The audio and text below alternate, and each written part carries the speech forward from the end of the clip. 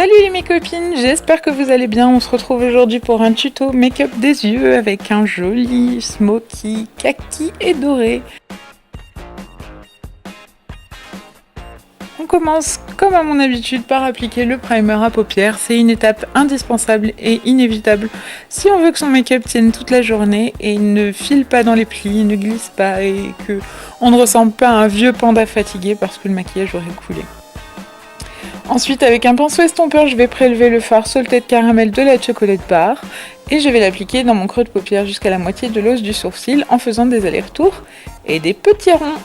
C'est toujours une étape assez longue mais indispensable si on veut un maquillage qui soit bien fumé, et plus on va le pratiquer et plus on va y arriver et plus notre maquillage sera fondu. On vérifie les yeux ouverts s'ils remontent assez haut ou qu'ils ne remontent pas trop haut. Et ensuite on passe à l'étape suivante. Je viens prélever un fard doré assez froid de la Revelate 2, une super jolie palette qui fait très bien le dupe de la Naked 3. Et je l'applique en coin interne jusqu'à la moitié de ma paupière mobile. Ensuite, avec un pinceau langue de chat, je viens prélever le sublimissime fard Jade de la Lorac Pro Palette numéro 2 que j'applique sur les 3/4 de ma paupière mobile en venant le fondre dans le doré appliqué précédemment et en ne remontant pas plus haut que mon creux de paupière. Avec un pinceau crayon, je viens prélever le fard Cocoa, toujours de la palette Lorac Pro numéro 2. Et je l'applique vraiment dans le creux avec ce pinceau crayon et en V en revenant vers mes cils.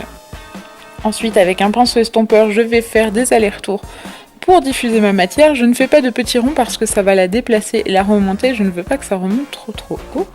Donc je vais vérifier les yeux ouverts si c'est raccord des deux côtés et si je ne monte pas trop haut. Comme je veux que ce soit intense, je vais reprélever le fard avec mon pinceau crayon et en remettre. Et le remonter un tout petit peu puisque je veux qu'il se voit un tout petit peu plus. Donc l'étape de l'estompe revient à chaque fois qu'on vient appliquer de la couleur pour ne pas avoir de bord trop défini. Toujours pareil, je fais des allers-retours sans trop remonter ma matière. C'est vraiment pour flouter et pas pour déplacer la couleur.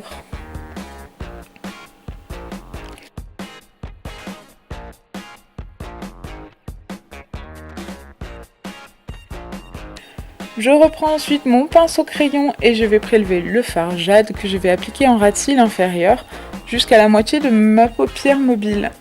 Je vais ensuite rappliquer toujours avec le même pinceau crayon, le fard Cocoa. Je vais mélanger les deux et je vais faire des allers-retours avec ce même pinceau, toujours pour estomper. Oui, quand on essaie d'estomper le dessous de l'œil, on a toujours une tête bizarre. Après avoir enlevé les chutes du fard doré, je viens appliquer mon anti-cerne, c'est le Pro Conceal LA Girl. Le Pro Concealer de chez LA Girl, que j'ai en teinte beige naturel, creamy beige, que j'aime pas trop parce qu'il est un petit peu trop foncé pour moi, il camoufle bien mais il est un chouïa trop foncé. Le naturel est un tout petit peu trop rosé, donc je cherche toujours la couleur idéale en anti-cerne. Mais bon, ça fait quand même très bien l'affaire.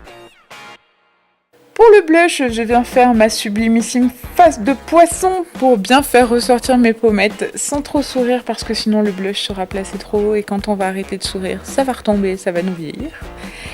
Et je les tire vers les tempes, toujours dans le sens des tempes. Ensuite, j'applique le Mary Lumanizer sur le haut de mes pommettes et je viens en appliquer un chouïa sur mon os de sourcil. Je prends ensuite un pinceau duo fibre pour bien flouter la matière et ne pas avoir un gros trait de blush bien marqué. Et ensuite, j'applique le Get Big Lashes qui est le mascara de chez Essence et je dois faire un gros mea culpa parce que je le trouve vraiment très bien. Je l'avais essayé, je ne l'avais pas trop aimé et puis à force de l'utiliser, je l'aime beaucoup. Il fait vraiment un super boulot, il met beaucoup de volume, il est très joli. Pour les lèvres, j'applique ensuite le gloss Chanel Lèvres Scintillantes numéro je ne sais plus combien que je vous mettrai en barre d'infos.